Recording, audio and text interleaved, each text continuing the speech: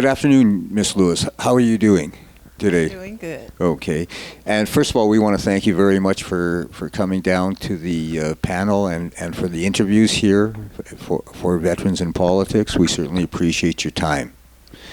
And I'm going to turn it over to this gentleman over here.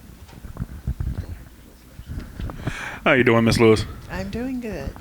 All right. So you're running for State Assembly 6. State Assembly 6. Can you break down kind of your district geographic for us a little bit? Well, I can, but then I am not able to altogether. I'm still working on that.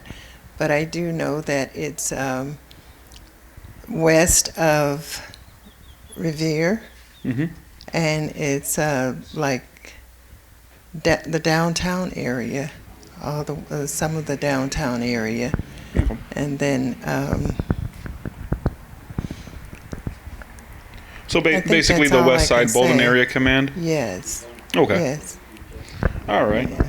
I'm actually grew up in that area, so. Okay. Yeah. Very good. Can you give us a little bit about yourself, what you're running for, and the party you represent, and why the people should possibly elect you?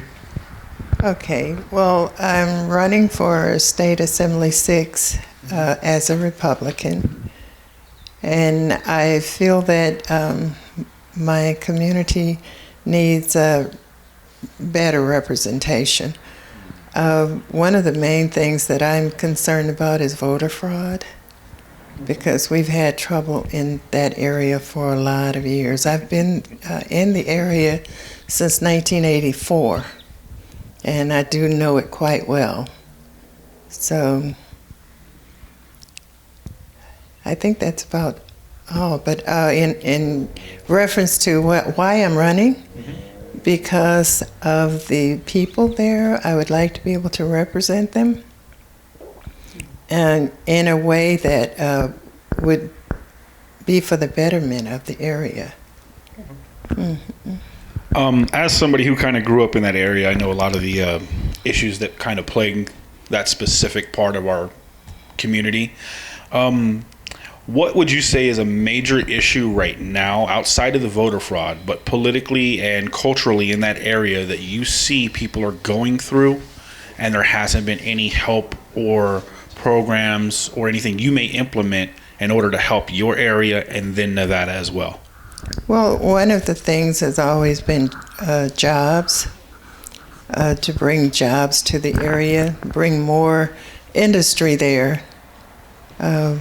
We do have quite a bit more than we've had in the past, but we still could use some improvements over there.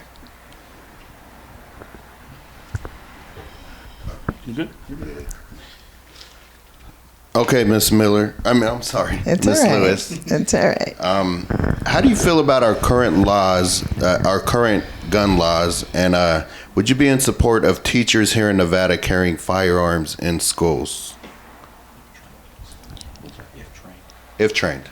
If trained, yes, I would be in favor of that, because I think that that's why we have the Second Amendment, is so that we will be better able to protect ourselves. So it would help, considering all of the problems that we've had in schools with shootings and different things that's been going on at our schools. So I would support that. Okay. And as somebody who, again, grew up in that area, I know that gun violence plays a big part in that community and they have issues. What would you do to curb people allowing felons who use a weapon in a crime, then get out a year later, repeat a crime, use another weapon, get out a year and a half later, repeat a crime, and continuously terrorize your community? Well, I would support stronger laws for a longer length of time. Not, I mean, to me, it's just, it doesn't make sense to be able to just create a crime with a gun and then be able to get out and terrorize the community more. So you said you wanted to bring jobs to that area. Yes. And we all know that is very important, because employment gives people kind of a sense of belonging and a sense of their own community to build their own community. With what we're going to need from a bounce back of this COVID-19 stuff, it's going to be bad, especially in communities that don't have a lot of jobs. And you guys have a lot of vacant, unused real estate in your area. Would you be okay with maybe opening up some CBD facilities there so that we can get the youth off of smoking weed and get the youth away from harsher narcotics for the pain that they may be going through, with the CBD having no side effects, no addiction problems? Would that be something you may look to into that community in an education and business standpoint of opening something in that specific area for your people? Yes, indeed. I would love to be able to support something like that, or even make some proposals on it, because I feel that our youth, as well as the people there in the area, we need to know a little something more than just how to, get high or loaded.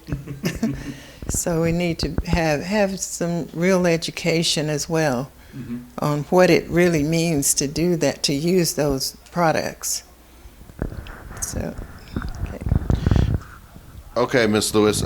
My next question is going to be, how do you feel about the NFL players protesting due to the NFL players protesting due to the injustice minorities face here in the United States?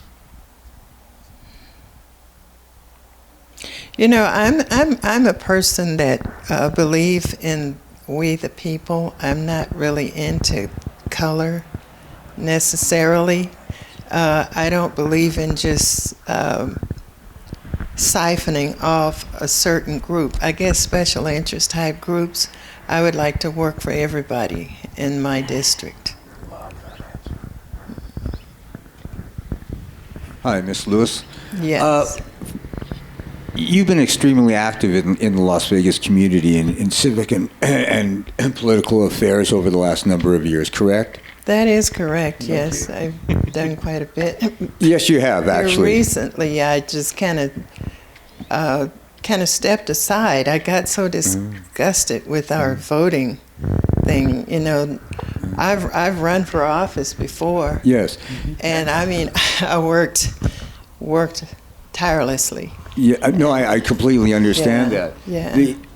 One of the questions I do have, and correct me if I'm wrong, you were actually registered as a Democrat. Yes. A number of years ago, correct? Yes. And that was before I knew anything at all. I didn't even know the difference between Democrat or Republican. Right. I really didn't, but I have learned a whole lot for the last 25 years. Right. I've been a Republican about 20 years 20 because years. when I got out of the Democrat Party, I just became like independent. I didn't go right to Republican. Okay. But, yeah, that was one of the other questions that I have. When you were initially registered as a Democrat and you switched over to independent and then Republican. Yes. What was your reasoning for doing that? Well, I wanted to get out of the Democrat Party because I realized that the more I looked at it, the more I realized that wasn't who I am. I didn't identify with what the party was doing and all about, so I got out of that, and I just went to the election department and let them know that I really needed to get out of the Democrat Party. So the lady said, well, what do you want to be, And I told her, I don't care, just get me out of that. Just get me out of that. Yeah. Okay. Once I realized what was going on, I just knew it was time to do something different. Okay. So, Ms. Lewis, you've been active for a while, and I do recognize you. I don't know if you've ever seen me around that area, but I recognize you. In that area, we also have educational problems, like quite a bit. We have low test scores. We have children going to juvie back and forth.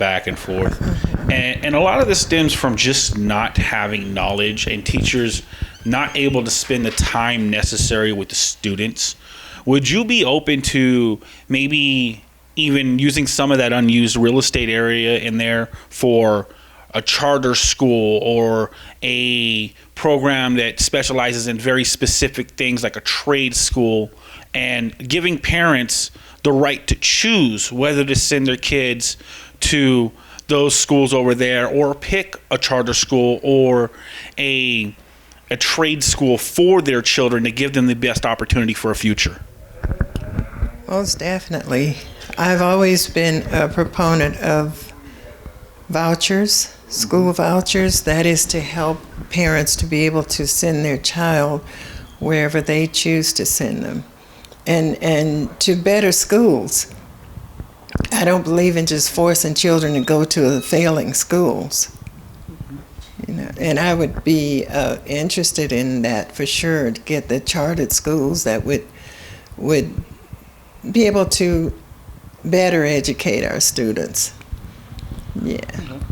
And recently, in the last couple of years, I believe last 5 years, we've spent a lot of taxpayer dollars on the beautification of Sherman Gardens. I know you know the area. Mm-hmm. And then we recently found out that board members for housing were stealing millions and millions of dollars. And you know who I'm talking about. Yes. Yes. What would you do to keep those families over there, help them with the housing, but get rid of people stealing all this money that's supposed to go to these communities? Would you basically start like a program that would make the youth of the area work there, be the ones to beautify their own community? What steps would you take to bring costs down and stop people from taking away from that community? Yeah, well, it's certainly to get the young people to get involved and pay them for doing it. Mm-hmm. I believe in putting young people to work, if at all possible. Now, I don't know, I know it would be unorthodox for me to say what I really would like to do to get people to stop stealing. I really think people should be held accountable for all the wrongdoing that they do to our people, mm-hmm. State of Nevada and all over the country, actually. So, but I would be in favor of that as far as getting young people, putting them to work to keep the area looking a lot better than it is now. Yes. Okay, Ms. Lewis. My question is, if there was a judge here in family court that was so biased and pretended to be king and gave drug addicts their children back and also gave that same parent free attorneys, would you be in support of creating a law that would require a judge, if the evidence was so overwhelming and it was on camera that the judge was biased towards a litigant, and would you be in favor of creating a law basically to require the judge to recuse himself, or to require the chief judge here in this district court here in Las Vegas to recuse that judge? Oh yes, of course. I would be in favor of that. As far as the judges, I think also we should be able to hold them accountable in respect of investigation. You know, we need people to investigate judges that would go outside of the law, just being biased. You know, so I would say that. Yeah, I put this question to Mr. Miller, the previous candidate here. Continuing on with that theme of family court judges, there is a judge there that I was asked to facilitate a number of African American litigants. They came to me, they approached me about getting some assistance with this particular judge. The judge is Judge Sandra Pomerantz. Mm-hmm. She has made some very, very derogatory racial statements to a number of her litigants that are African American. One was, I facilitated the court video. She actually ordered an African American litigant, her mother, the grandmother, and the little one to to get rid of their nappy hair. It was in the Las Vegas Review-Journal in June 2018, not 2017, as I said previously. In addition, I suggested that they go through the proper rules of the law in terms of the discipline committee, and basically the response that they got back was that yes, there was a racist statement, but not sufficient enough, meaning there should have been more, and then maybe we should have taken a look at it. Also, there was a situation, and I've seen the video and I've seen the minutes. There was a gentleman, a litigant there, a Marine vet, that was asked where he lived and where he was born, and he suggested Malibu. And Judge Pomerantz indicated, I didn't know they allow blacks in Malibu. These were two statements that made my blood boil. Nothing happened, obviously, because the Judicial Discipline Committee is a good old girls and boys club made up of attorneys. My question to you is, what would you do if a number of your constituents came to you and approached you about this? I think my first thing would be to set up an investigation of that judge. Mm-hmm. And as I said, well, first of all, I'd probably go to her myself and represent whomever the problem is for, and just find out what's the deal on it. You know, I'd like to know. Right. As their representative, I would like to know what's the deal on that, and why would you go into that. And then, as I said, I think I'd start out with an investigation, though. Right. Before I ask her anything. We approached a number of African American NAACP, and they wanted $100 each from these African American litigants. You know, it's tough enough to pay for a lawyer, and we didn't get much help from the African American community here, which I was totally shocked and appalled with. So if you are elected, do I have a commitment from you that you would look into it? Because this judge is serving up to including December 2020. Most definitely, I'd look into it. You would commit to that? Yes. Okay, thank you very much. Mm-hmm. Okay, Ms. Lewis, another question for you, kind of along the lines of what we're on right now, on topic-wise. But we've seen family court basically 80% of the time just purely give custody to the mother, no matter what the case is, no matter what the situation is. Would you be more in favor of saying that the judge and the attorneys don't get to know the race or the sex of the party they're representing? They just get the facts. So it would be more trial like defendant A makes this much money, goes to work at this time and this time, has an education of this much, rents a home or owns a home. This litigant has no job, uses drugs, is abusive, manipulative, and then the judges can go that way. So you could take the bias out of it, whether it be to race or sexual bias preference upon mothers or fathers.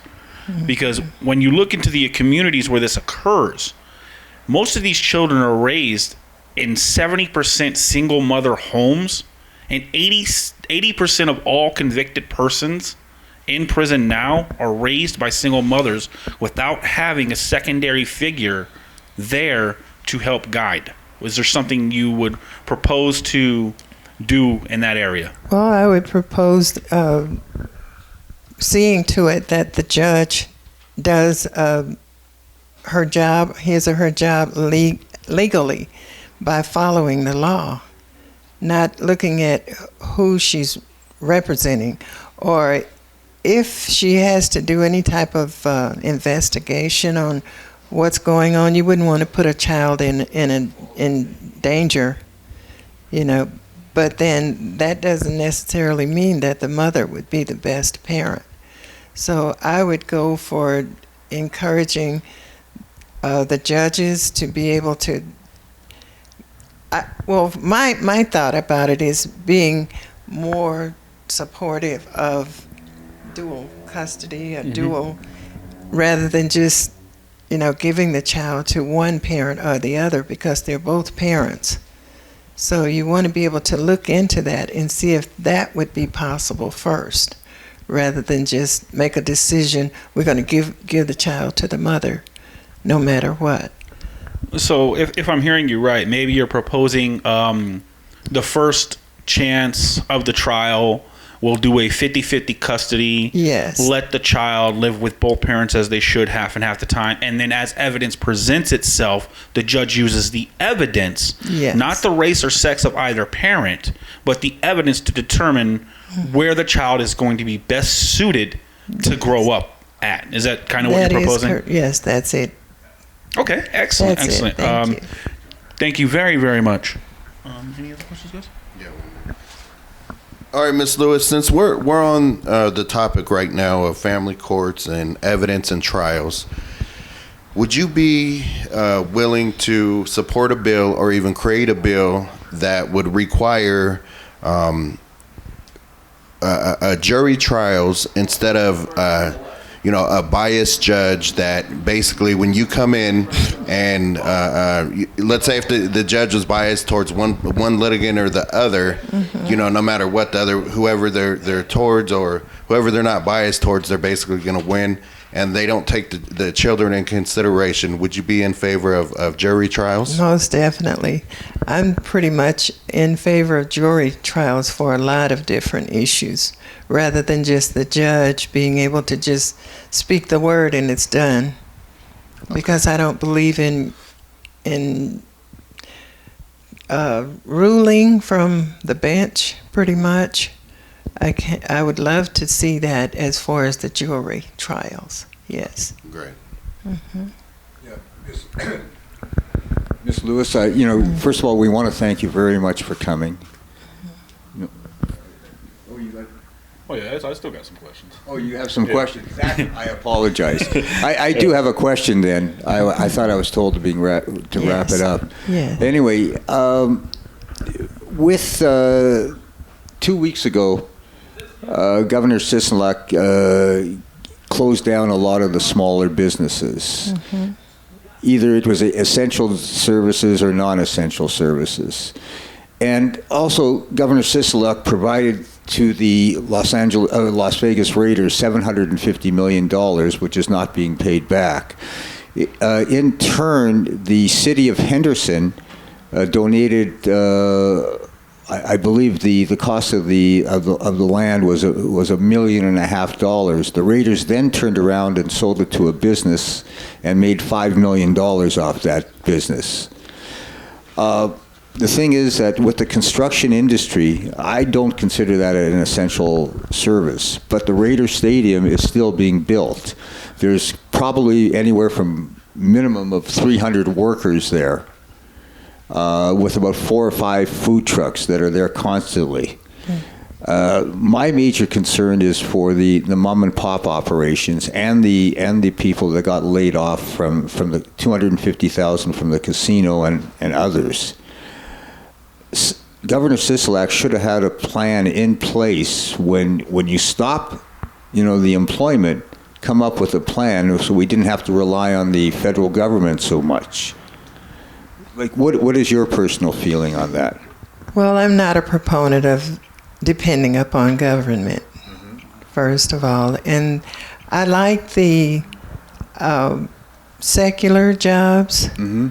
I like to encourage as much of that as humanly possible, and not so much federal, in this state, Nevada state funding. Right. So I really think that he should have gotten more input from the community rather than just make that decision to go ahead and just work it all out himself and with the owners of the basketball.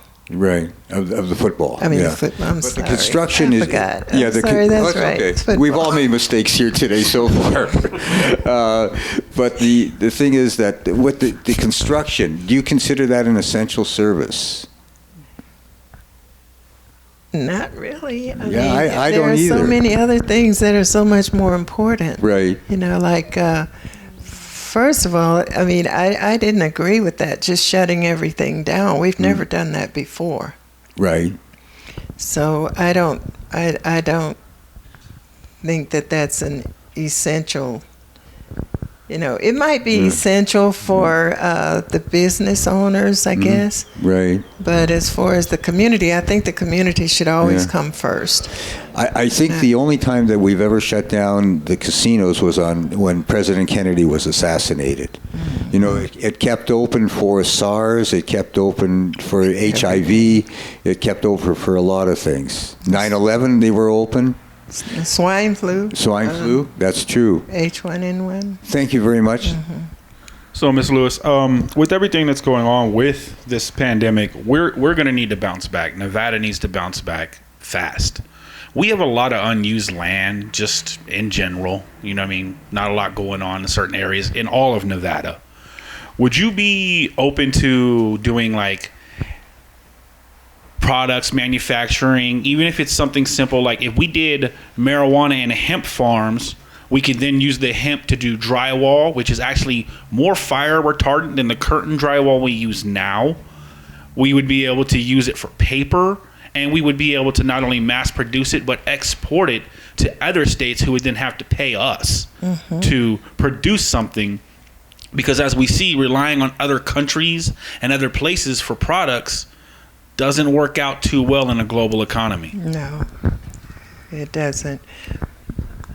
Well, gosh, I have to be honest with you. I didn't realize you could use marijuana to make, drywall. I didn't realize that. But I would be certainly in favor of it, though, if that's what would happen. You know, because if we're going to use it, I'd like to put it to use rather than just get like we have with the dispensaries and things like that.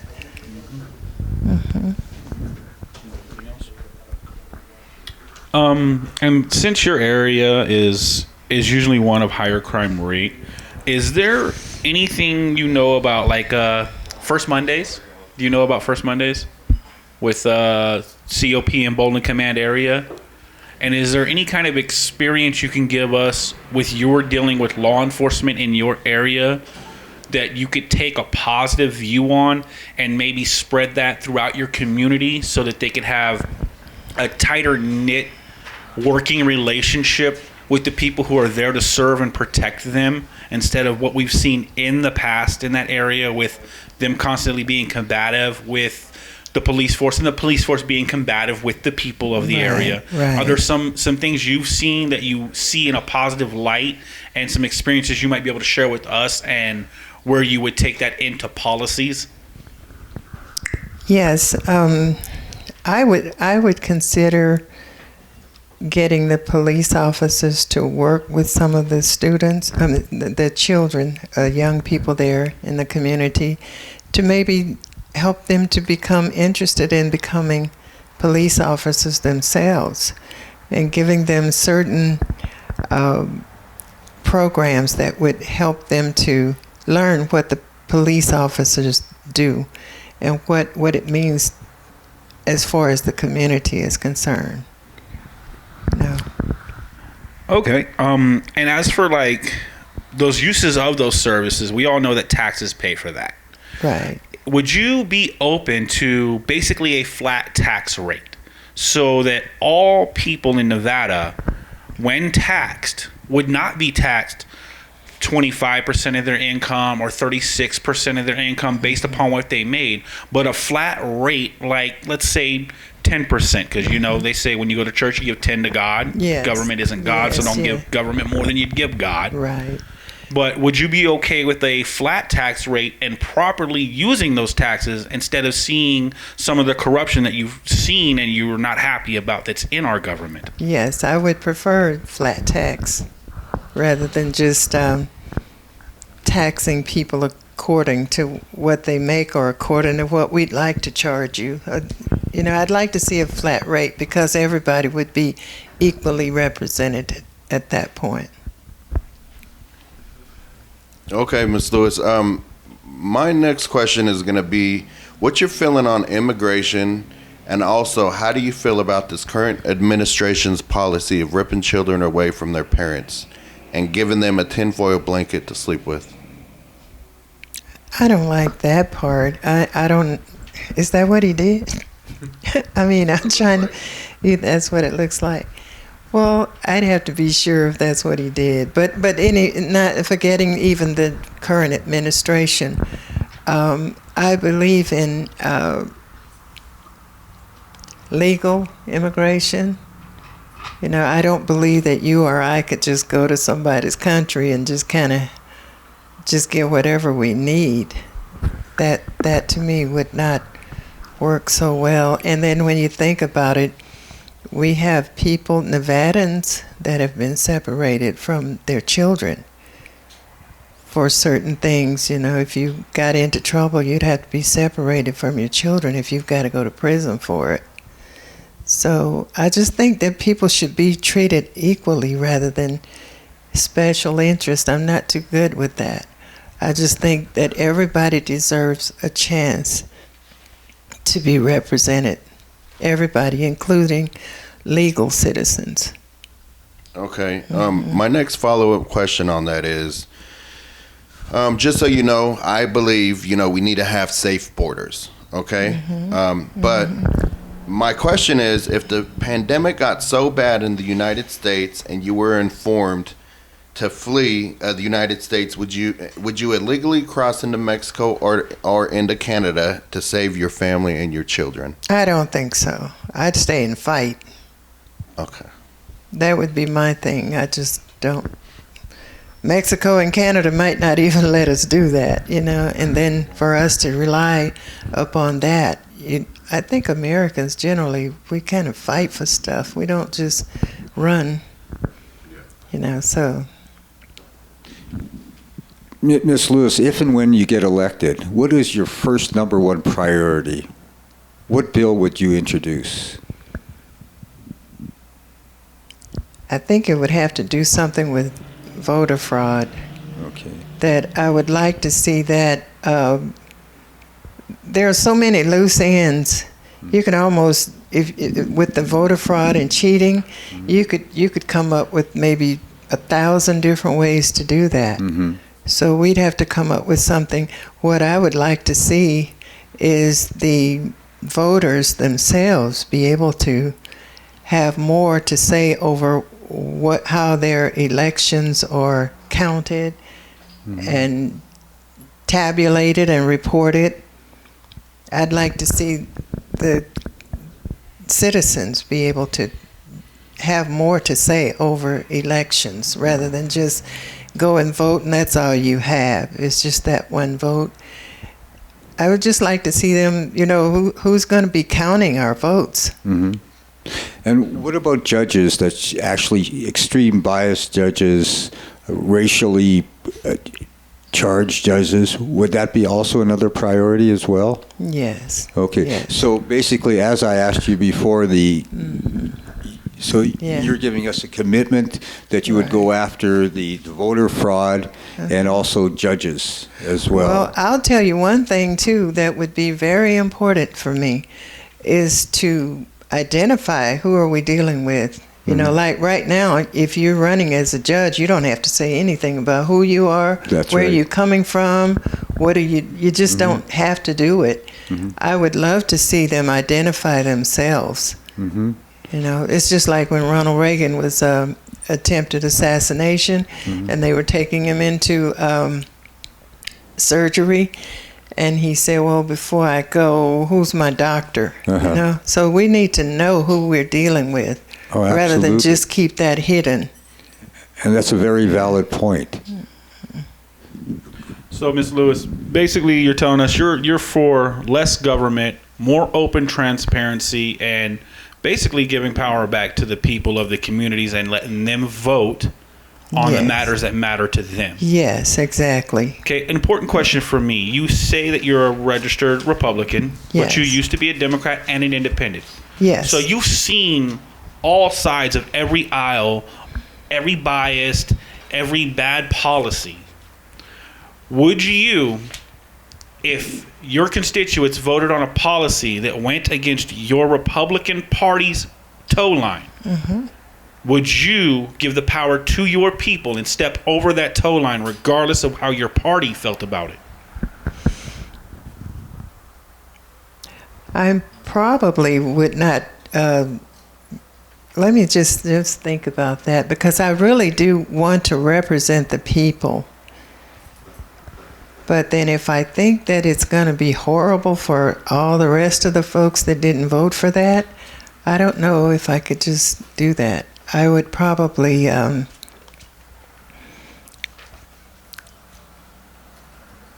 just don't believe in voting for things that's going to hurt the people. Okay. And I know sometimes that's why we have like a republic, because you want to be able to represent the people, but then you don't want to like mob rule just because everybody said it ought to go this way. I probably would just stay out of it or something. I don't think I could just go against my own principles to try to, accommodate what the people are doing. I would just have to, I'd have to let them do it if it's going to be done. I would probably express my opinion on the situation, but as far as, I would just have to weigh everything out. I would have to weigh everything, because I don't think I'm going to always agree with the people, but I still want things to be done that would represent the people. Okay. So if elected, could you give us, outside of your less government, more transparency, and voter fraud issues that you've made clear here today, could you give us maybe within the first 100 days or your top 3 things that you would love to see passed for your community where you're running at, and then help the rest of all of Nevada? What would you try to do in your first 100 days if elected, and what will your top 3 policies be? The top 3 policies for my community would be jobs and education. And let's see, the next one would be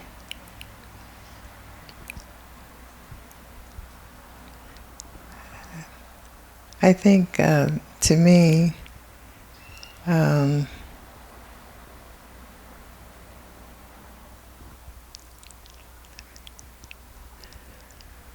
okay, well, just you're saying just for my community, right?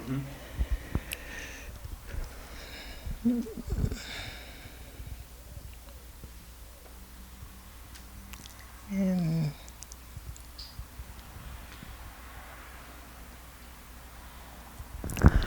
let's see what the next one would be if I had to do it in 100 days. Let's see. Well, maybe not 100 days, but like your top 3 policies. You said education and jobs. You've already determined voter fraud, more transparency, because you know about the corruption in your community that has happened with millions of dollars being stolen from the housing area. Right. So outside of those, could you give me like one more policy that you know would directly affect and benefit the people of your community if you were elected, that you know you could get done?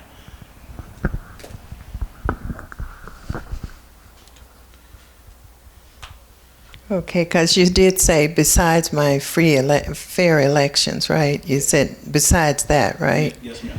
So, jobs, education, and just trying to think what would be important. Those 2 would be my top priority in the community. But then maybe I should kind of check with the community to see what that 3rd one will be. Okay. You know.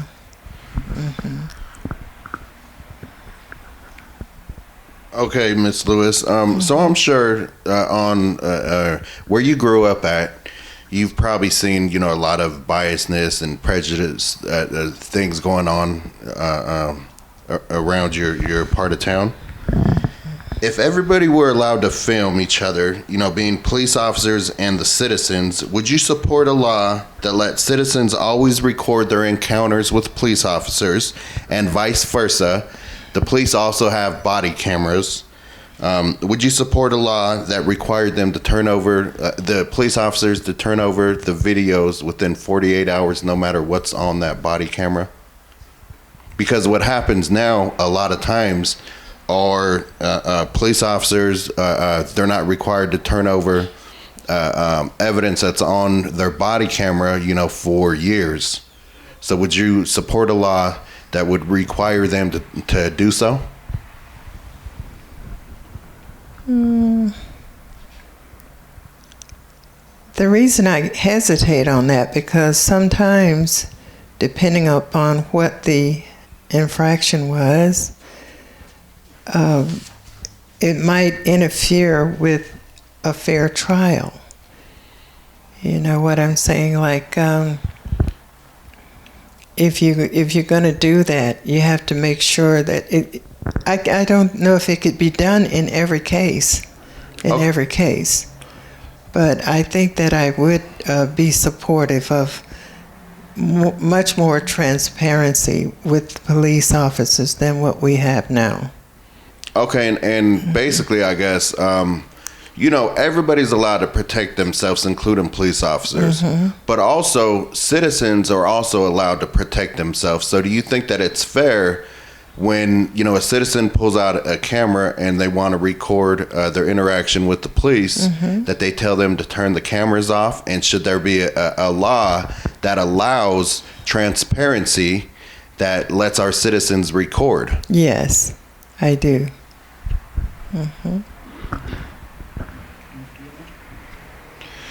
Okay, Ms. Lewis. I guess we'll be wrapping it up here in a few minutes, but one big question for me is, well, not necessarily a question, but more of an experience of in your area. Can you give us some positives that you've seen in your community, like whether it be, COP getting with the community and doing Mondays and trunk or treats and things like that, that you've seen that have positively affected your community, and how you, if elected, would expand upon these things to show the community that it is about the community, not what side of the street you grew up on. Right.